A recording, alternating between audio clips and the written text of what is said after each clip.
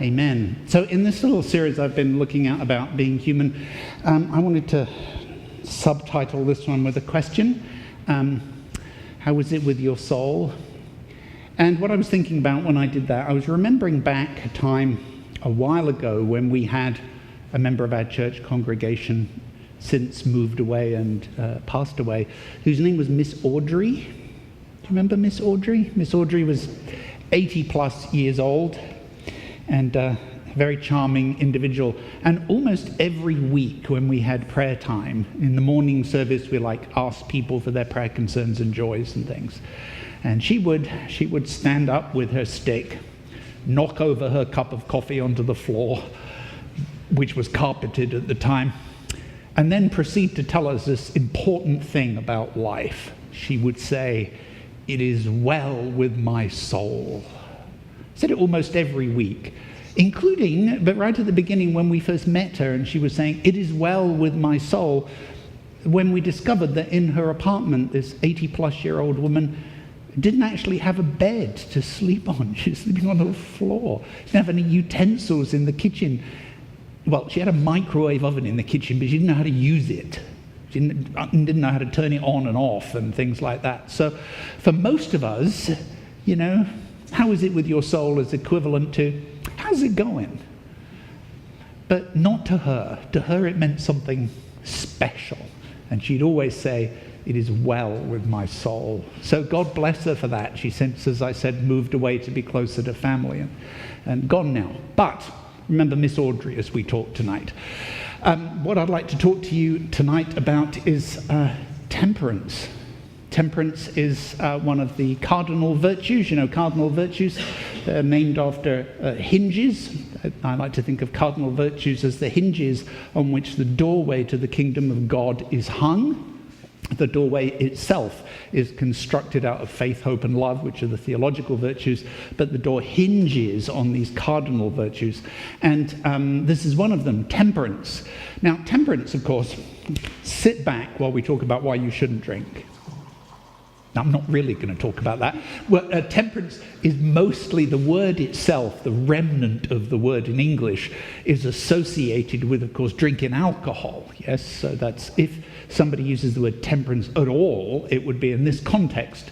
And I mention that because that's not actually what we're going to talk about here, although the temperance movement in the United States, I would say, is very important because it was one of the first places in which women in American society found their voice in politics and in the life of the church and society in general was around the temperance movement. So historically it's important. It was like a catalyst that kind of propelled women into the public square in a way that they really hadn't been so much anymore. Love the poster. So temperance, though, as I would like to talk about it, is actually a bigger idea than just don't drink. In fact, if you were to go look in, say, the King James Version of the Bible for the passage that I just read to you, you would find in that list of the fruits of the Spirit, it says goodness, faith, meekness, temperance. Whereas the New Revised Standard Version has the list and it says self-control. So temperance is really about self-control. That's what the actual subject is. And self-control is kind of an important thing because, as you know, there's a certain spontaneity that happens in life. It's a kind of, when you hit a just do it moment. And sometimes that's really good, but then because without it, you'd never try anything new and adventurous and so on. But on the other hand, there are some times we're stopping and thinking, what could happen as a result of this? Is this what I really want? That sort of becomes important there. And so the balance between spontaneity and control, I think, is an important one and perhaps even a uniquely human one. So self-control is a problem. And I just wanted to show you one example of why self-control is a problem for us. Today, in these days where we have cell phones and tablets and laptops and things like that, and if yours is like mine is set so every time somebody sends me an email message or a Facebook message or contacts me on Twitter or whatever it is, my phone goes beep, makes a little noise, beep, just in the background. And that, of course, brings about the uncontrollable desire to look at it and see what it is. People lose their self-control. They can't not do it. They have to because their phone beeps, so they have to have a look just to see. Could be important, right? Well, that turned out to be such a thing that somebody actually wrote this app called Self-Control. It's available for Macs. I'm not sure if there's a version for other operating systems, but for Macs you can get this, and you install it, and then if you want to work seriously and not be interrupted, you set a time limit. Like, I want to work for 2 hours and not be interrupted. And then you tell it, like, here's my email account, here's my Twitter account, here's my Facebook account. And for 2 hours, it will not let you go to those places. You can't do it. Now, they quickly found out when they released this that it was too hard for people. So what they had to do was they made it so even if you delete the application, you still can't go to those places until the 2 hours has run out. It like writes it somewhere outside the application. So that's how much trouble we have with self-control. People were people were deleting the application to try and get around it because they couldn't control themselves. They had to know. Why did it go beep? So that's a really important thing, I think. It says something about our ability to control ourselves that is important. And in the book of Proverbs talks about, has a line in it, like a city breached without walls is one who lacks self-control. Proverbs thinks that self-control is really, really important. There are lots of proverbs that one way or another are about that. Now, so is self-control actually important? Well, transpires if you go read work that originates and is published through the American Psychological Association, they have some ideas about this. Now, I have my own personal opinion on this, even though I'm not an expert in this, that these folks have really overemphasized personal responsibility at the expense of socio-cultural systems that tend to govern and mediate your own personal responsibility. So I don't entirely agree, but the point they're making has something to it. So here's what they say, that self-regulation failure is central to what? Nearly all the personal and social problems that currently plague citizens of the modern developed world. Not just one or two of them, nearly all of them. That's what they say. And in fact, they then go on and give you a list of examples.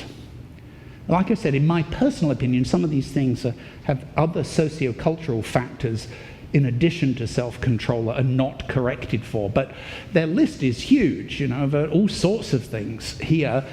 And they are saying in these articles that self-control is at least a factor in all of these sorts of issues. So, what to do about this? Well, they say that there are two kind of aspects to self-control. First of all, and they actually write about them backwards. I would have put the second paragraph first if I was writing this. First of all, self-monitoring, in other words, attending to your own behavior, is important in learning how to control your own behavior, because if you don't pay attention to it, you don't really know what it is. And then secondly, once you've paid attention to that, then self-regulation, they say, functions like a muscle, like muscles. In other words, you exercise it, and you get better and better and better at it over time, frequent exercise. So some of this should sound familiar to us. So self-regulation appears to function like a muscle, they say in these papers. And what does Paul say in 1 Corinthians? He uses the example of athletes. They says athletes exercise self-control in all things. They do it because they have a goal that they want to get to. And that works not just for athletes, but for everybody else as well, for different goals. So this is important, right? And it fits with the idea that self-control is a cardinal virtue, because remember, cardinal virtues are virtues that you can work on and get better at. They're not just gifts from God that come down and sit upon you and are complete as they stand. That's a different subject entirely from a cardinal virtue. So working at it seems to matter. And then self-monitoring, they said, is a crucial factor. And that made me think of, famously in Matthew 7, it's pointed out that we are much better at monitoring other people that we are monitoring ourselves. So, I come up with a list of things it might be a really good idea for you to work on in order to be a better human being, but it never occurs to me that there could be a longer list for me because of this. Why do you see the speck in your neighbor's eye, but you do not notice the log in your own? Right? We're much better at that, finding fault with other people, than we are with looking at ourselves. So these ideas like self-monitoring and self-regulation, if you go talk to people who have experience in AA or NA, Narcotics Anonymous, they're all over this. They think this is an incredibly important thing. These two things. You have to have frequent exercise of this to develop self-control. You have to have self-monitoring and so on. So it looks like what you really need is a method for temperance, for self-control. And if you want a method for something, you should go talk to Uncle John, right? John Wesley, the founder of the Methodist movement here. And in fact, in this case, what I would really like to do is to ask the perhaps more important question.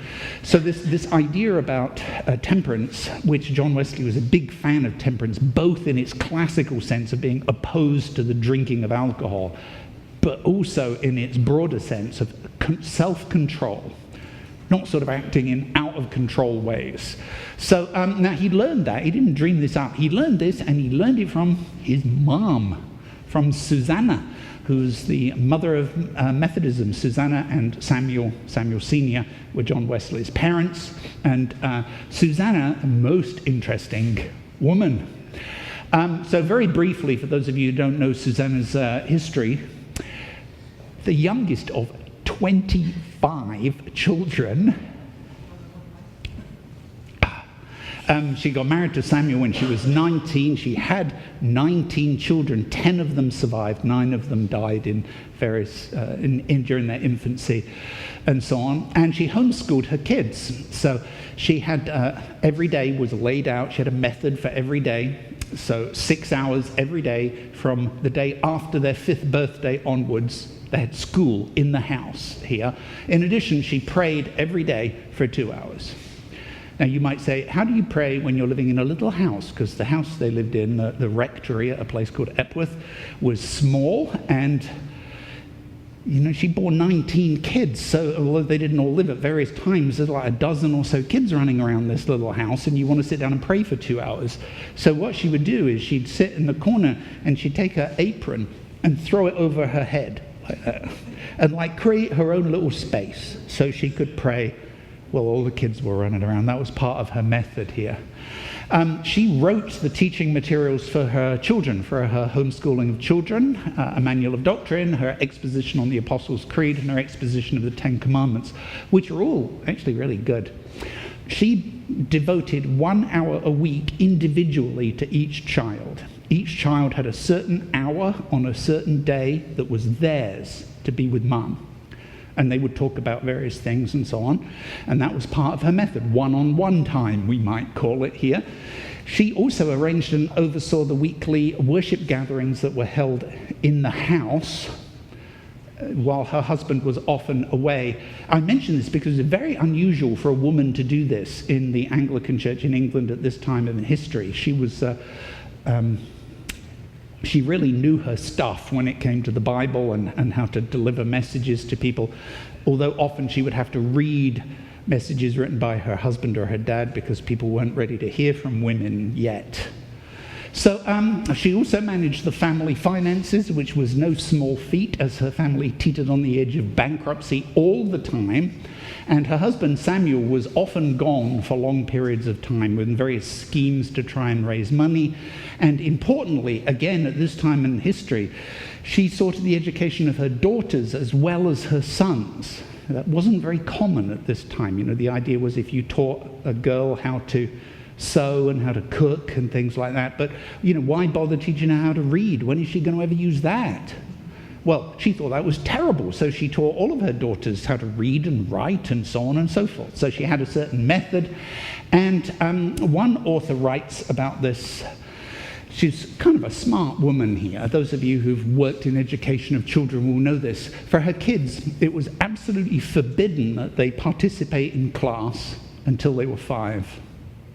which means, as the class was in the home, for 5 years, they watched all of their brothers and sisters doing it. And every time they said, I want to do that, they would, no, you mustn't do that. You can't do that. It's not allowed.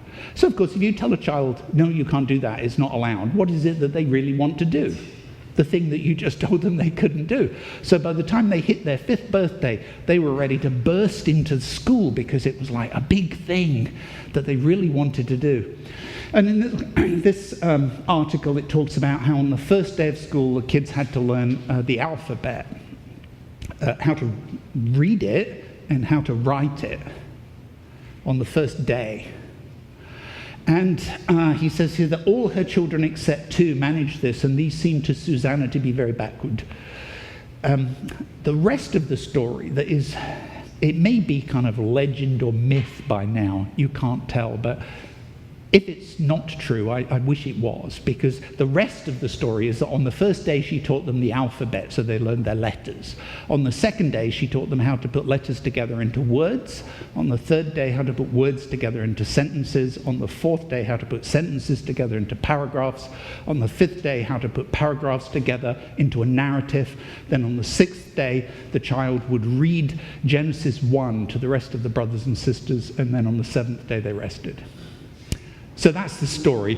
I don't know whether it's entirely true, but it's certainly a story that everybody tells. And all of her kids, except 2, were able to do all of these sorts of things. So she had a method, and she worked her method. Now, she had rules for her house. Now, I want to point out to you that today we know a lot more about raising children and child psychology than they did in the 1700s. And there are things that she has in her list of rules that I would never do, and I would never advise anybody else to do. But the point is she had a method. So eating between meals, not allowed. Everybody's in bed by 8. If you had medicine to take, no whining. Number 4, it says subdue self-will in a child and so on, which sounds horrible. What she really means about this is if a child throws a temper tantrum, you don't give in to what brought about the temper tantrum. And most parents learn this, right? You learn that if you give in when the kid has a temper tantrum, tomorrow they have 2, and the next day they have 3, and so on. So that's what that's about. She taught her children to pray as soon as they could speak. So they got used to talking to God as well as talking to people. Everybody had to go to family worship, and everybody had to sit still and be attentive. If people cried and whined when they asked for something, they didn't get it. They had to ask politely in a civil way, and then they got what they asked for.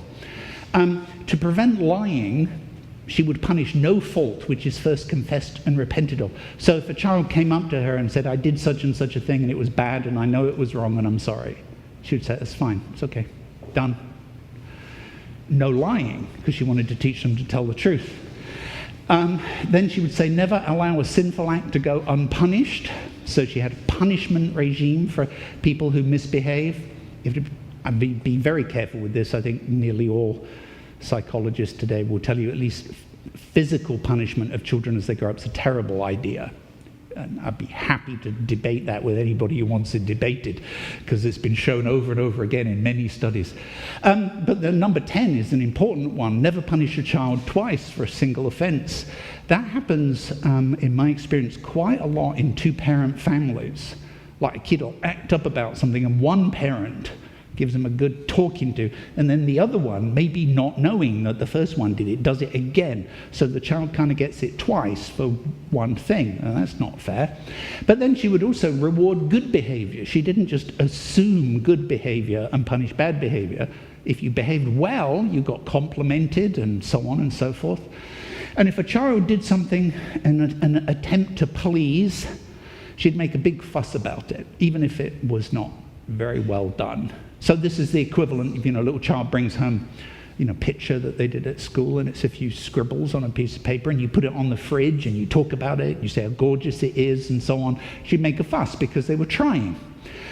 Then she had this thing about preserving property rights. So that's to do with the idea, as if one child has a toy, the other one immediately wants it. right? Doesn't matter what it is, really. The child just wants it because somebody else has got it. So she believed in property rights. Like, if it's your toy, you get to decide whether to share it or not to share it. Somebody else can't just come take it off you. That's not allowed. So she wouldn't do that. Strictly observe all promises. That, of course, if you really want to disappoint your kids, just promise them that you're going to take them to Cedar Point tomorrow, and then in the morning tell them you've changed your mind because you don't really want to go. Right? You can't do that. So sticking to promises. And then number 15, very important one, require no daughter to work before she can read well. So she educated the girls as well as the boys. And then number 16 is one I would just slash it right off the list, teach children to fear the rod, because we know that doesn't work and actually has the opposite effect of the desired one now.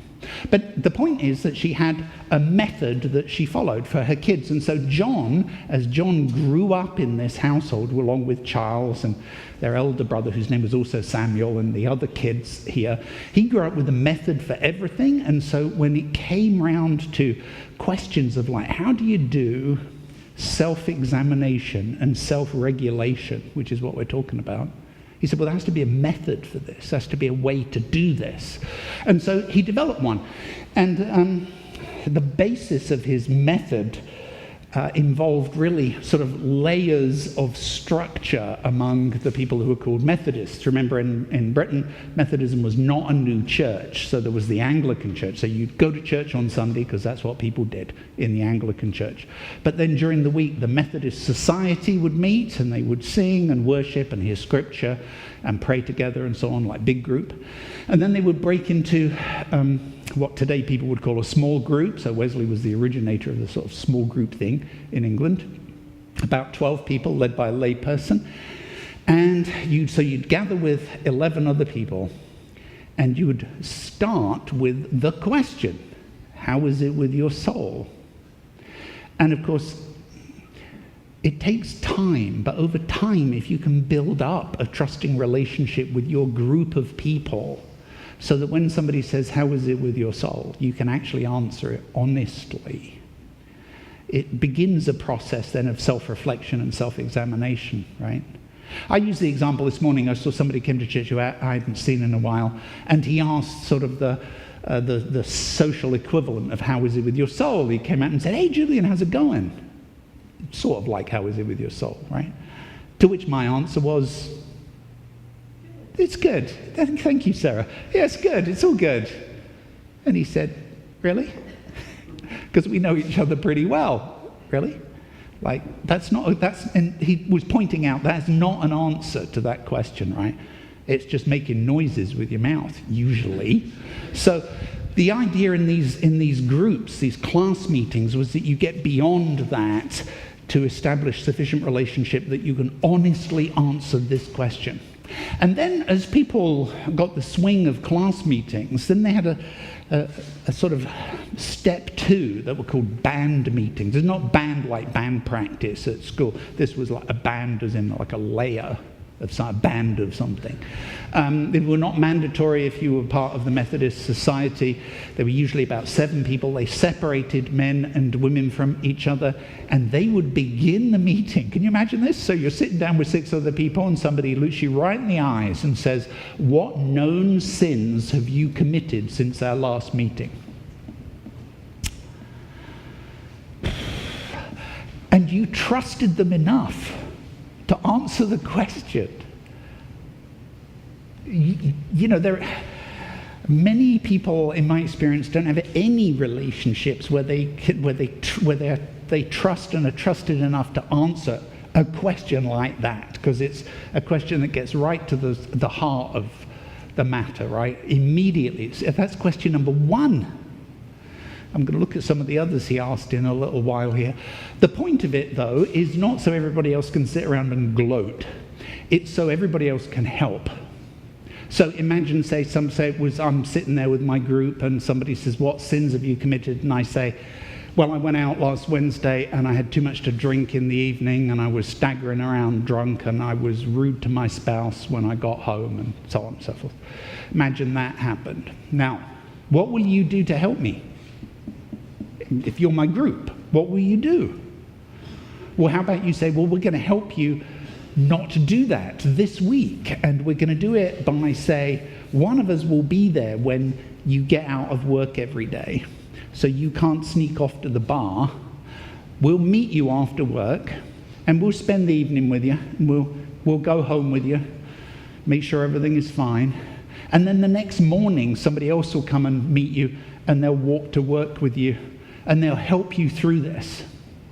That type of thing, you see. It wasn't like, I'm going to confess to you and then you get to gloat. It's like, I'm going to confess to you and you're special enough to me that you will help me because I'm in trouble, right, if that was a real thing.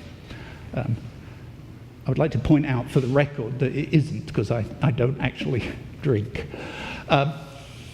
So, this idea about self-monitoring that comes out of the psychology literature here, attending to one's own behavior, which appears to be a critical factor in self-regulation. These sorts of questions, Wesley designed them to get at this here. How do you monitor yourself, understand your own behavior, and how do you regulate your own behavior? For the individual, he would say, first of all, there were too many people in the Methodist movement for him to design an individual program for each person. So he had some general thoughts on what he called works of piety. He said these are things that will help you get your behavior under control: prayer, reading scripture, sacraments, fasting, being part of a society, a class, and a band, and what he called healthy living, which doesn't quite look like healthy living today. There were gym memberships and so on, but healthy living was important. And then reaching out and learning how to transcend oneself. So realizing that there are other people who are in situations that maybe you can reach out and help them, which helps you perhaps get your own situations in some sort of perspective. So doing good, visiting the sick, those in prison, feeding and clothing people. His attitude towards money, which he talked about a lot, earning, saving, and giving all you can. And then what we might talk about as sort of protesting against political civil structures. In his day, slavery was a thing, and he was vehemently opposed to that, even though it was a legal thing. He worked to get rid of it here. So those were the general things that he encouraged people to do. But if you were doing all of that, and he would then say to you, well, how's it working out for you doing those things? Is that helping you? Are you able to examine yourself and control yourself? So you've got good control mechanisms in place. What's it look like when you look in the mirror? How do you examine yourself? So he has a list of questions. I'm going to read them to you, but they're printed out and they're on pieces of paper in the lobby. If you want to take one home, it's kind of fun to talk to somebody about these. There's got to be somebody you really, really know well and you really, really trust a lot. But there are 21 questions. So in brief, here we go. Am I consciously or unconsciously creating the impression that I'm better than I really am? In other words, am I one of the things that Jesus talked about negatively all the time in the New Testament? Am I a hypocrite, he would say. Do I confidentially pass on to others what has been said to me in confidence? So you've seen this happen all the time, right? Somebody comes up and whispers in your ear, don't tell anyone, but so-and-so said such and such, but keep it quiet because it's a secret. And you're like, well, it's not a secret now because you're going around telling everybody. So that type of thing. Can I be trusted? Am I a slave to dress, friends, work, or habits? I know so many people who are a slave to one of those four: dress, friends, work, or habits. Which one do you think it is? Work. I know so many slaves to work, it's not even funny. It's like they really believe that work will solve all of their problems. They believe in salvation by work. And I'm talking work for a company or something like that. Like going to work and working 16-hour days, 7 days a week will somehow make everything well again. I don't think so. Am I self-conscious, self-pitying, or self-justifying? And by that, what he's getting at there, and you've met people like this, where you go up and you say something really nice to someone. You do your very best to compliment them on something they've done, and somehow they manage to turn it upside down in such a way that you now feel guilty for even saying it. This must have happened to you, right? That type of thing. It's a sort of self-pitying, self-justifying sort of thing. And you're like, I was just trying to say something nice. That's all. Did the Bible live in me today? Not so much did you read it and understand it and look up the various Hebrew and Greek words and so on, but did it live in you? Did it come to life in you? Did I give the Bible time to speak to me every day? And then his one on prayer is not, do you pray every day? It's not that at all. It's, am I enjoying prayer? So I've thought about this a lot. I think that perhaps it's correct to say that if you're doing the opposite of that, that you're hating it, if hating and enjoying are opposites, I'm not really sure that they are, but that it's not even a prayer. I don't think it can be. So I think that's a lot deeper question than it actually looks like. Number 9, here's one for the room. When did I last speak to someone else of my faith? That's a hard one for people today. I think people are very self-conscious about trying to impose their ideas and opinions on other people, that they're kind of reluctant to do that. Number 10, here's a good one to try next time you're out shopping. Do I pray about the money I spend? That would be a good thing to do, right? Instead of just blindly spending it. Number 11, so number 11 may seem a little strange, but Wesley had a thing about this. Do I get to bed on time and get up on time? So, one of Wesley's famous sayings about about time is to talk about redeeming time.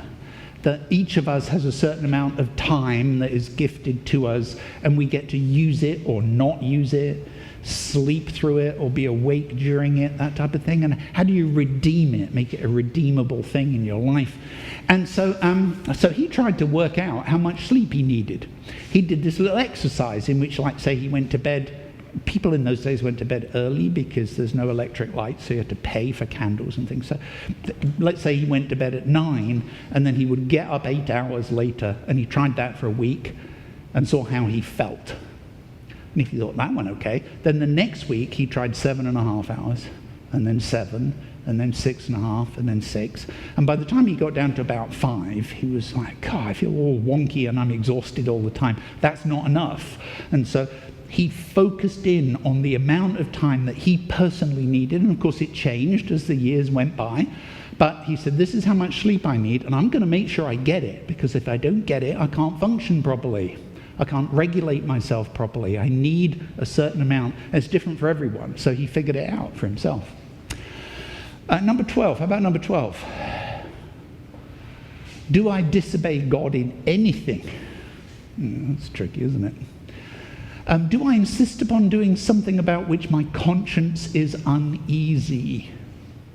I don't know if you've ever done that. I have in the past, when you have various options in front of you, and you sort of pick an option, and you just kind of feel uneasy about it. Like, is this really the best thing to do? Is it? And you have to do something, so you go ahead and do it, and it turns out that it was not the best thing, and you think, I wish I'd listened to that. This was not the best thing here. So that's a tricky one. And then number 14, am I defeated in any part of my life? Now, remember, these are questions for people to ask themselves. It's not you're asking it of someone else. Is there some area in your life that has just beaten you down to the ground, and you're absolutely defeated, and you think you're done? You can't make any progress. You can't even get up onto your knees. You're just done in that specific area of your life. And the reason he would say you need to know that is because if you don't know that, you'll never be able to do anything about it. And that there are things that you can at least attempt when you're defeated completely in some part of your life. Am I jealous, impure, critical, irritable, touchy, or distrustful? I don't know about you, it kind of depends on what day of the week it is sometimes, I think. Just this last week, I had a friend was writing, and a group of people were discussing an essay on Facebook. I should know better, shouldn't I? And it was about religion and society, and it had an expression in it that talked about such and such a thing is merely religious. And I said, if we're talking about society and we're talking about history, and especially if we're talking about the history of the Western world, the word merely does not belong with the word religion or religious. It just doesn't, whether it's for good or bad. It's been an incredibly important factor in the history. So I went off on a little tantrum about this, and then at the end I put, I'm sorry, I guess I'm just really touchy today. Touchy, it's on the list, you see. He just kind of poked me in a place I didn't want to get poked. How do I spend my spare time? So for Wesley, the concept of time, as I've said, is very, very important. The idea that you even have spare time sounded strange to him. This is a guy who, during his lifetime, he rode on the back of his horse over 250,000 miles on the back of his horse, preaching in different towns. And while he rode, he would prop his Bible open on the saddle of what's the thing at the front of a saddle? You know, that thing you can hold on to? I don't know what it's called. He would prop his Bible up on that and read it while he was going on, because he didn't want to waste the time. Now, the consequence of that, if you read his journal, is that he was forever falling off his horse because he kept focused on what he was reading, and the next second, bomp, off he'd go. Am I proud? That's a good question too. I think sometimes we can be proud of our own humility, which sounds weird, doesn't it? But you know what I mean? You certainly can. At number 18, a classic Wesley question: do I thank God that I am not as other people? He uses as an example the Pharisees who despise the publicans. That's to do with like public professions of faith at the temple. But I think today it would be us saying, well, thank God we're not like those people or those people, some huge group of people. Well, thank God we're not like them. And he's like, yeah, as soon as you opened your mouth and said that, you became exactly what you don't want to be. Don't do that here. Is there anyone whom I fear, dislike, disown, criticize, hold a resentment toward, or disregard? If so, what am I doing about it? So that's a good question too. Just very briefly, there was a time some years ago when I was working at UT, and I had a falling out with a guy, and I allowed this thing to get so under my skin that I didn't want to see him or to talk to him or anything like that. And so if we were walking down the corridors in the building like this, I would just deliberately look the other way, not greet him to something. Just couldn't do it. And I was telling a friend this story, a friend who was an academic at BG, about this situation, expecting him to be sympathetic, because this guy, there were reasons why I didn't like him very much. He was a very likable person. So I'm telling my friend, who I'm expecting to be very sympathetic, and he looked at me and he said, wow, Julian, you need to go and apologize to him. And I'm like, what? You're not supposed to say that. You're supposed to be on my side. But he was thinking about this. What am I going to do about this? He said, it's really not very nice to just walk down and completely ignore somebody who you work with in the same department. You can't make the place a better place by doing that. That's just rude, isn't it?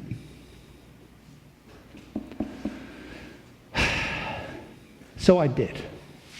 And I went and knocked on his door, and I went in. And I said to him, I'm really sorry. I've behaved badly towards you. I said, I let some things get under my skin, and I got to the point where I wasn't even acknowledging you when we passed each other in the corridor. And I'm very sorry, and I do hope that you'll forgive me. And he looked at me like, what does this guy want? There's got to be an angle to this, right? And I said, and he went, it's fine, it's fine. I said, well, it's not fine. It was not a nice thing to do, and I'm sorry, and I apologize. I hope that you'll accept my apology. And I thought, I'm not leaving this room until he either tells me to get out or he accepts my apology, one of those two things. I'm not going to just let him brush it off the table. And I stayed there, and I continued to apologize and to say that I was sorry, and in the end he went, okay, I give up. I accept your apology. And I said, thanks so much. And I went out and I called my friend on the phone and I said, yeah, you were right. That was the right thing to do. It was the right thing to do. Stop acting like a jerk and act like a decent human being. So that type of thing is important. Do I grumble or complain constantly? You know how much fun it is to be around people who grumble and complain constantly? And then number 21, his last question in the list, is Christ real to me? So those were his 21 questions for self-examination. Remember, they're not questions that you ask a group and you fess up necessarily in front of people. These are self-examination questions. They're printed out on pieces of paper in the lobby so you can take some home and look at them. So how did you do with the questions? What do you think? Yeah, so some of this is tricky stuff, right? Because it shows you maybe things about yourself. I should speak for myself and not for you. They show me things about myself that I look at and I don't like very much. And they're things that I look at and say, okay, so that's the self-examination part. Now what am I going to do about it? So like saying sorry to that guy at my friend's advice was a smart move. So how did you do?